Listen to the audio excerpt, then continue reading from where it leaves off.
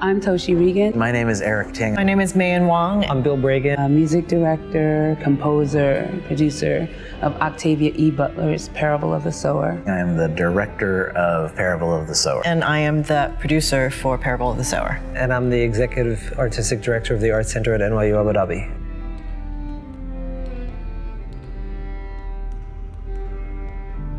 And we are going to have a complicated discussion, but because it is music, I want you to come inside this piece and be a part of it.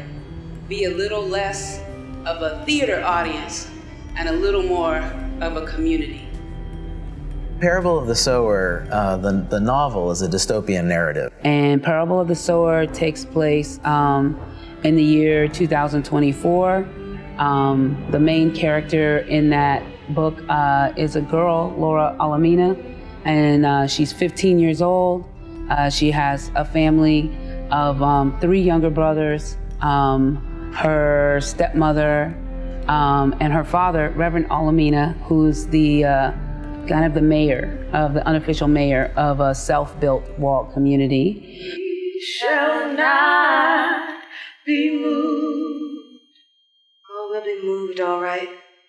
It's just a matter of when, by whom, and how many pieces. There are conversations about community and what it means to build community. There are conversations about empathy. There are conversations really about the environment and the role of climate change and climate collapse on global migration. These are all conversations that the entire world needs to really be in the middle of.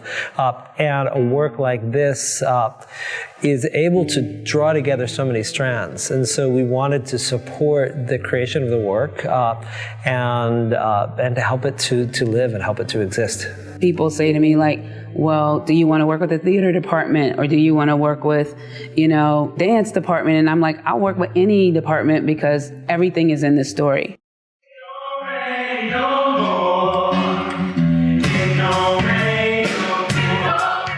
We're operating out of these 2 books, mostly Parable of the Sower and a little bit of Parable of the Talents. We try and capture, in effect, these very different worlds that are presented in the first novel. The first half of Parable of the Sower, which is about this community, exists on stage in a kind of shared light. Like when you come in and you're watching the show, the audience is lit for much of the first act. In fact, the stage never goes black until the end of the first half of this piece. And in the way that it defines genres is that it takes elements of music, opera, theater, concert performance, theatrical design into a space that I think I haven't quite seen before.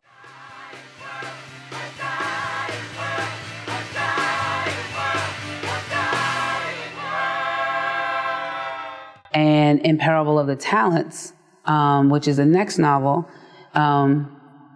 it actually takes place in 2030s, and it's told through the voice of Laura Alamina's daughter. We looked at a lot of research around refugee crisis and sort of the nature of the catastrophe that propels thousands upon thousands upon thousands of people away from their homes into a space of uncertainty, into a space of unknown. The first dreams you hear about in the first novel actually get realized. We go to black for the very first time. And in that blackout, everything in the space is struck, and we find ourselves in this empty space. And what we were trying to discover is how to create a narrative about people who have been unmoored from their lives. Follows no preconceived notions of one particular form.